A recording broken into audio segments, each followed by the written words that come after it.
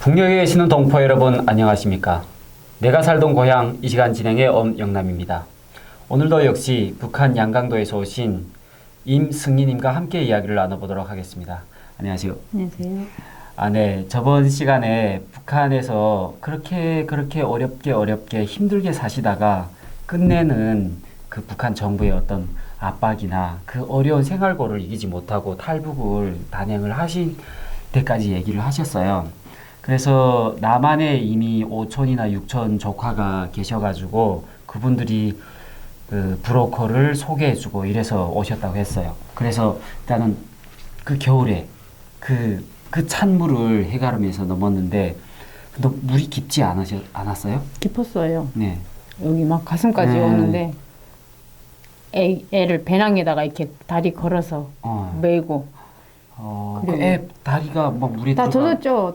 어차피 뭐 애도 젖고 저도 젖고 가슴까지 다 젖어가지고 그냥 여기서 돌아서면 안 된다는 막 그런 생각에 여기 건너가야 산다 그런 각오로 진짜 죽더라도 가다가 죽자 막 이런 심정으로 건넜어요.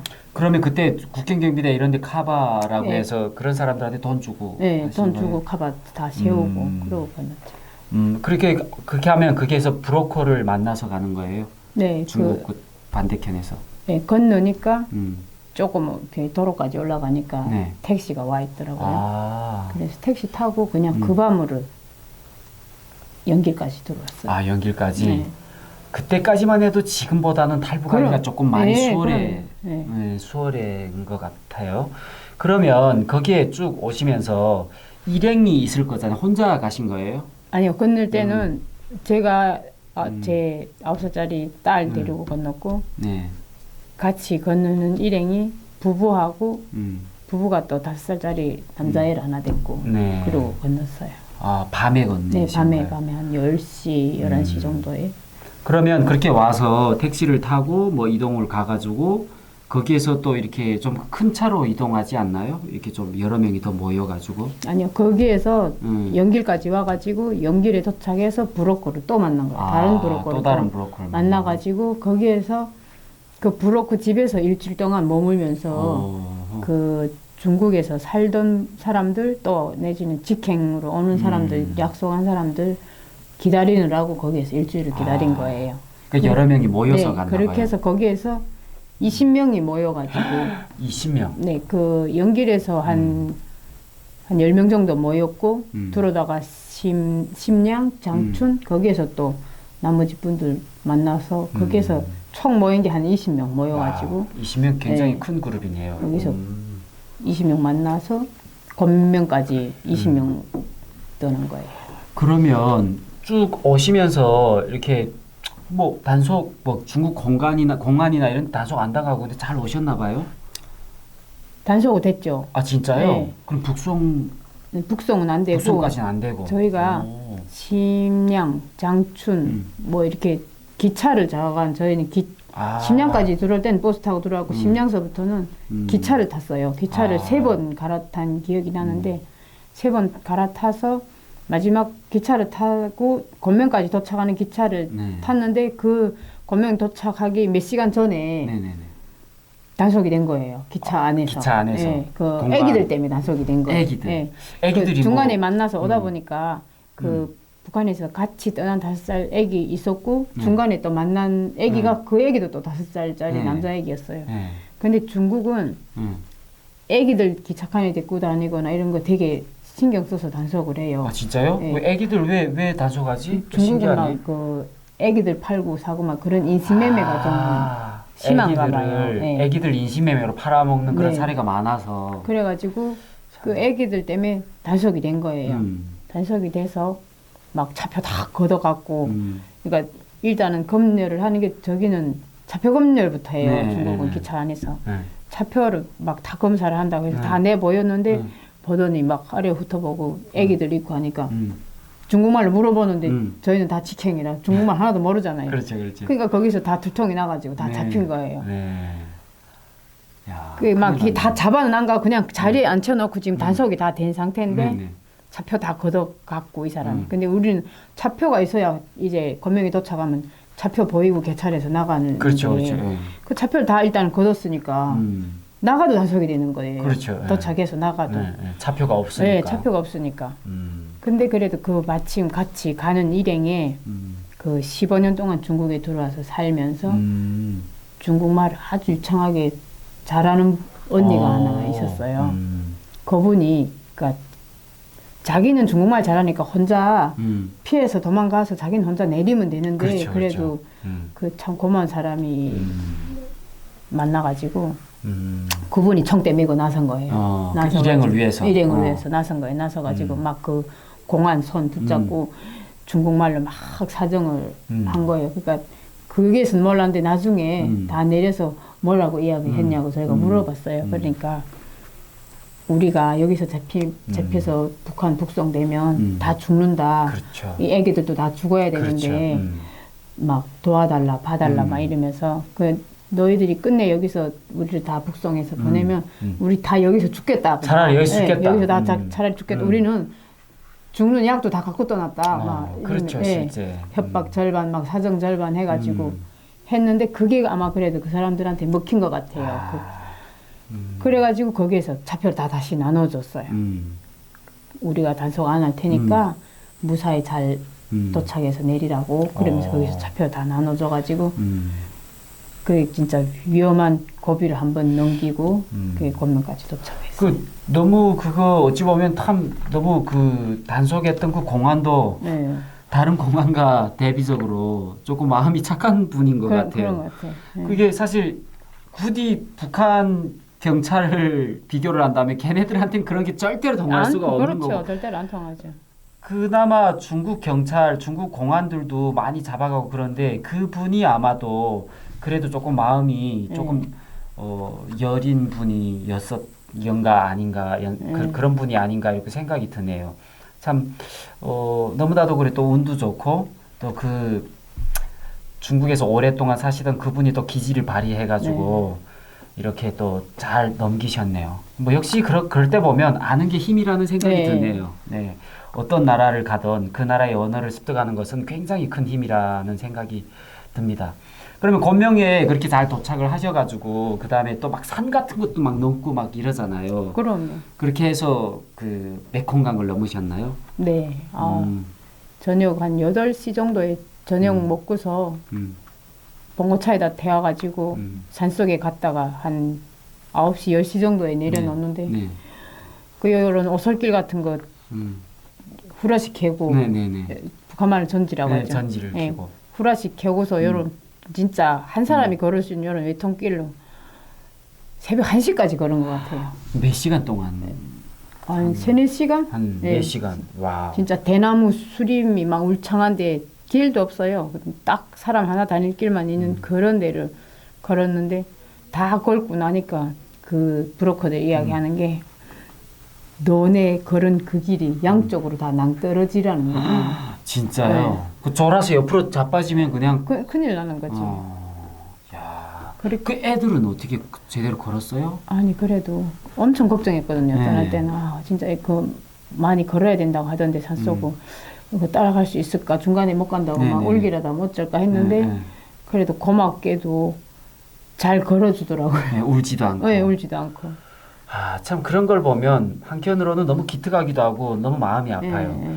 이렇게 그 애기들이랑 함께 탈북하시는 분들이 얘기를 듣다 보면 하나같이 얘기하는 게 그렇게 보통 때는 엄마한테 매달려가지고 칭얼대고 이러던 애들이 딱 탈북길에 나서면 하나도 안 울고 말도 잘 듣고 그런다는 거예요. 그래서 너무 마음이 아파요. 사실 저도 뭐 아기가 있습니다만 정말 아기를 하면 정말 너무 마음이 막 찢어지는 것 같아요. 그렇게 그러면 태국으로 제대로 그럼 태국으로 오는 거잖아요. 태국 와서 이민국에 와서 그 다음에 거기에서 이렇게 좀 있다가 대한민국에 이렇게 한 달 있었어요. 한 달 정도. 한 달 정도 거기에 있으면서 혹시 그 태국 감호소라 그러잖아요. 이민국. 이민국 감호소에 있으면서 막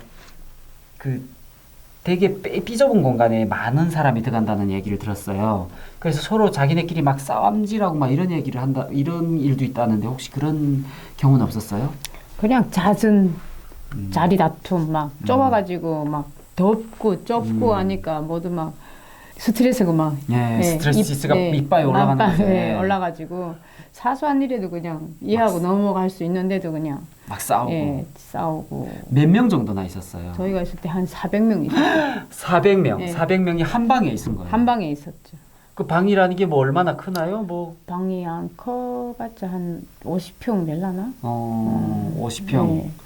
50평. 아무튼 거기에 그 좁은 방에 400명이면 굉장히 이렇게 사람이 정말 그냥 한 사람 잠자리가 한 30cm? 그냥 그렇게. 이렇게 반듯하게도 못 넣고 이렇게 참 너무 열악한. 자야 되고. 거기 한 달 동안 있느라니 그 스트레스가 정말 만땅 진짜. 네. 그래서 결국에는 대한민국에 무사히 도착하셨어요. 근데 도착을 해보니까 그때 딱 대한민국 들어왔을 때 그 어떤 심정 같은 게 어땠을까요?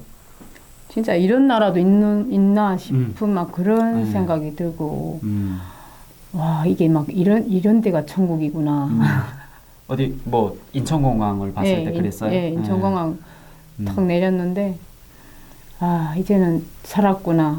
막, 자유의 땅에 들어섰구나. 막 이런 안도감도 들고, 그 다음에 또 눈 돌려서 보니까, 내가 일단 안전하니까 주위가 보이잖아요. 주위를 둘러보니까, 차가 그렇게 많은 게 진짜, 진짠가 싶을 정도로 차가 너무 많은 게 많잖아요. 너무 신기하고, 네. 그 다음에 또 놀란 거는 도로를 보고 놀랐어요. 도로를 보고 막, 뭐, 인터체인지 엄청 잘 돼 있잖아요. 고속도로가 쫙쫙 뚫려 있고 도로가 특히 서울이나 이게 경기권에는 굉장히 도로망이 잘 돼 있어 가지고 서울시 수도권에 사는 인구가 한 그 1,500만 명 되거든요. 그 이 1,500만 명이 되는 인구가 있음에도 불구하고 차가 이 정도로 원활하게 잘 될 수 있는 나라가 사실 세계적으로도 많지 않거든요. 굉장히 서울은 또 대한민국 서울 또 수도권은 굉장히 도로망이 잘 되어 있어요. 그러니까 아마도 그런 부분이 놀라지 않았는가 싶네요. 그러면 국정원이라고 합동신문센터라고 거기서 3개월 있고 하나원에 3개월 동안 이렇게 조사도 하고 기초정 기간도 하잖아요. 그 기간에 가장 뭐 어려웠다거나 또는 가장 뭐 감사했던 그런 부분이 있을까요? 국정원에는 한 2달 정도 있었어요. 그냥 뭐 조사받고 어쩌고 한 2달 그렇게 있고 네. 하나원에 네. 3개월 있다가 나왔는데 네. 제가 좀 북한에서부터 몸이 좀 안 좋아가지고 가끔씩 막 이렇게 위경련 같은 것만 자주 일으키고 살았는데 그게 태국 들어와서 한번 또 이렇게 잃었어요. 태국 그 이민국에 들어와서 한번 거기서 막 한번 아파서 거기선 크게 막 치료란 게 없잖아요. 이민국이니까. 열악하니까. 네, 그냥 거기서는 깡짜로 그 아픔을 좀 멈춰갖고 되게 대한민국에 들어와서 하나원까지 들어왔는데 하나원 들어와서 한 보름 있다가 또 밤에 자다가 또 재발한 거예요. 네. 그래가지고 진짜 이제는 대한민국에 들어왔으니까 진짜 막 치료 좀 받고서 좀 이거 아픈 거 좀 안 아프게 했으면 좋겠다. 막 마음속으로 그렇게 마음속으로 그렇게 막 생각하고 있는데 또 아파난 거예요. 그래가지고 막 거기 하나원에 간호팀이 있어요. 네. 그래서 거기를 막 찾아갔어요. 밤에 자다 막 너무 아파가지고 막 갑자기 이렇게 막 아픈데 죽을 것 같다고. 그러니까 거기서 막 링게 달고 날이 맑아서 아침이 됐는데 그냥 아파하니까 그렇죠. 거기서 응급차를 부르는 거예요. 앰뷸런스 불러가지고 안성의료원에 갔어요. 안성의료원에 가니까 막 CT, MRI 막 진단 내리느라고 다 찍는 거예요. 거기서 또 진단 못 내리니까 또 천안 당국대로 이송을 해서 또 보내는 거예요. 그 앰뷸런스 태워가지고. 그거 타고 가면서 막 진짜 감사한 마음이 많이 들었어요. 나 북한 같았으면 진짜 이거 혼자 끙끙 집에서 앓다가 어떻게 됐을지도 모르고 그렇죠. 한데 그래도 대한민국 땅에 와가지고 이렇게 아프다니까 구급차에 실어가지고 병원도 막 다니고 막 그렇죠. 진단 내린다고 여기저기 막 태워갖고 다니고 하는 게 진짜 너무 고맙고 감사하더라고요. 그렇죠. 여기는 앰뷸런스라고 해서 119 구조대가 계속 24시간 대기를 하고 있고, 특히나 그 이런 응급 구조 상황에서는 그 앰뷸런스 타고 가면서 그 안에서 뭐 그 링겔도 맞고, 그리고 간단한 의료 뭐 그런 수술도 하고, 요즘에는 또 그 좀 그 원격 의료 시스템이라고 해가지고 그 유능한 그 의사 선생님들이 영상 통화로 그 응급 상황에 빠진 그 환자들하고 그 환자가 아니라 그 응급 구조팀하고 영상 통화로 수술도 막 진행할 수 있는 그런 시스템이 있거든요. 그래서 참 북한 같은 경우에는 앰뷸런스 같은 것도 없고, 물론 평양에 있어요. 지방에도 명색이 있긴 하거든요. 못 봤어요. 근데 앰뷸런스가 기름도 없거냐, 한 번도 앰뷸런스가 도로에 다니는 거 못 봤어. 그런 상황은 전혀 보지를 못했으니까, 당연히 그런 속에서 사시다가 이렇게 아프긴 했지만 또 이렇게 치료도 잘 받으시고 이러니까 뭐 그런 감사한 마음이 있지 않았을까 싶네요. 그리고 그러면 아직도 그 위경련 아직도 아니, 아프시고? 거기서 치료받고 네. 아직 한 번도 안 알아봤어요. 아예 치유를 하신 네, 거예요. 그러면 그렇게 돼서 하나원에 그렇게 나오셔가지고 근데 정착 초기가 지금 이렇게 막 들어오잖아요. 그래서 대한민국 보통 이렇게 하나원에서 딱 나오게 되면 그 집을 받잖아요. 네. 집을 배정받고 딱 가면 아무것도 없잖아요. 네, 아무것도 없죠. 그때 심정 어땠어요? 그래도 네. 아무것도 없어도 좋았어요. 네, 그렇군요. 아무것도 없어도 좋았어요. 네. 워낙 힘들게 사셔가지고. 그 북한이란 땅에서 너무 질리게 살아가지고 진짜 아무것도 없어도 그냥 진짜 자유롭고 내가 힘들더라도 내 몸이 움직여서 벌면 버는 것만큼 다 내 것이 되고 그런 생각이 들어가지고 아무것도 없어도 막 힘들고 그런 거에는 힘들지 않았는데 부모 형제를 다 떠나서 혼자 와 있고 외로운 게 제일 그렇죠. 힘들더라고요. 그게 딱히 그것을 달랠 방법이 따로 없는 거죠. 방법은 없죠. 그 부모님 모셔오는 방법이 제일 좋은데 네. 그게 뭐 바로 이렇게 비행기 타고 날아오는 것도 아니고 굉장히 어려운 상황이고. 저희가 그 어려운 길을 걸어서 다 경험을 해서 왔으니까 저 힘든 길을 또 데려와야 되나 막 그런 생각도 들고 그렇죠. 그렇게 힘들더라도 또 이런 땅에 와서 같이 살았으면 하는 간절함도 또 있었죠.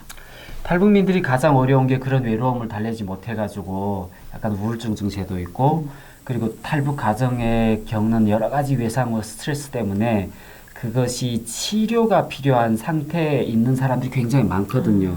그래서 자살률도 대한민국 일반 주민들보다 3배가 높아요. 자살률이. 그러니까 대한민국이 이미 자살률이 세계에서 제일 높잖아요. 높죠. 근데 그것보다 3배 높거든요. 그래서 알려지지 않아서. 네, 그게 그 통계 자료가 공개가 안 돼 있어요. 그런 부분은 조금 물론 탈북만 따로 그런 자살률을 집계한 부분이 분명히 있는데 그런 것은 이렇게 국회 감사 자료나 가끔씩 그것도 국회에서 이렇게 문제 제기를 할 때만 그렇게 국회 내에서만 이렇게 공개되는 자료이고 통계청에도 없고 없어요. 저도 사실 그걸 좀 자료를 찾다 보다가 근데 못 찾았었는데 2014년도 그 민주당인가 자유한국당 더불어민주당인가 그 국회 국정감사 자료에 보면 그 탈북민의 그 자살률이 일반 주민보다 3배 높다라는 그런 뭐 기사도 나오고 그랬어요. 아무튼 그런 열악한 상황입니다. 그 하나원에서 나왔을 때 집을 나오셔가지고 어떤 딱 사회 몸으로 부딪히잖아요. 그랬을 때 가장 뭐 어려웠던 부분이 뭐가 있을까요? 제가 한 가지 웃긴 소리 한마디 할게요. 그 하나원에서 3개월 동안 진짜 직업 교육도 시키고 사회 나가면 뭐 조심해라 뭐 안전교육도 많이 시키잖아요. 근데 제일 강조를 하는 게 사기를 당하지 말라는 걸 제일 많이 강조를 잠시만요. 그 사기와 연관된 그런 얘기가 있다는 얘기를 좀 하고 싶은 것 같은데 좀 시간이 다 돼가지고요. 다음 시간에 그 얘기를 듣고 싶습니다. 오늘 시청해 주셔서 너무나 감사합니다. 감사합니다. 네.